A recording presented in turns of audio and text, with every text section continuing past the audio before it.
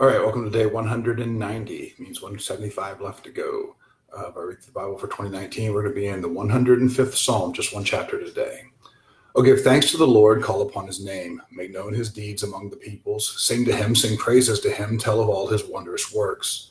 Glory in his holy name, let the hearts of those who seek the Lord rejoice.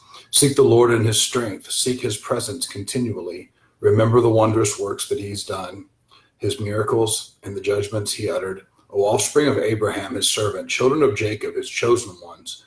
He is the Lord our God. His judgments are in all the earth. He remembers his covenant forever, the word that he commanded for 1,000 generations, the covenant that he made with Abraham, his sworn promise to Isaac, which he confirmed to Jacob as a statute, to Israel as an everlasting covenant.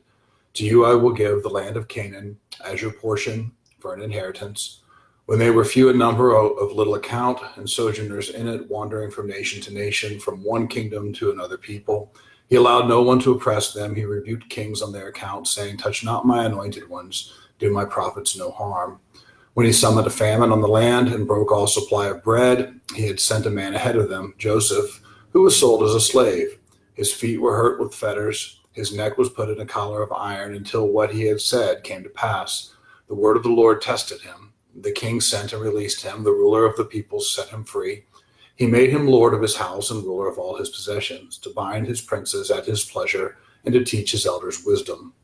Then Israel came to Egypt. Jacob sojourned in the land of Ham, and the Lord made his people very fruitful and made them stronger than their foes. He turned their hearts to hate his people, to deal craftily with his servants. He sent Moses, his servant, and Aaron, whom he had chosen. They performed his signs among them and miracles in the land of Ham. He sent darkness and made the land dark. They did not rebel against his words. He turned their waters into blood and caused their fish to die. Their land swarmed with frogs, even in the chambers of their kings. He spoke, and there came swarms of flies and gnats throughout their country. He gave them hail for rain and fiery lightning bolts through their land.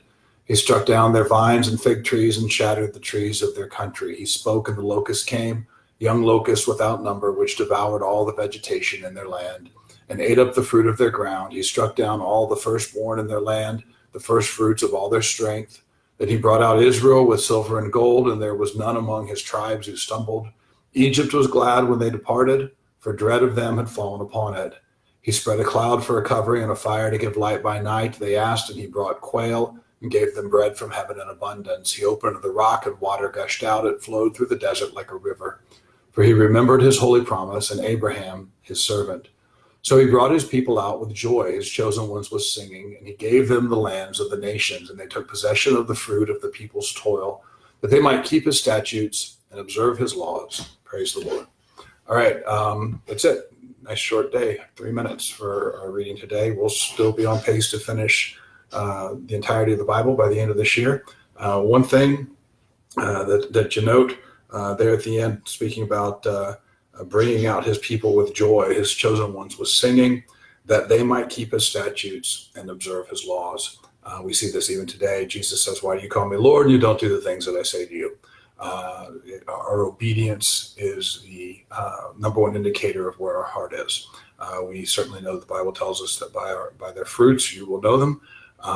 And so we are to be pursuing godliness, pursuing holiness, and manifesting obedience to his word, which means starting point, caring about his word. That's why we read through the Bible in a year and more, hopefully. See you guys tomorrow for day 191, 175 left to go.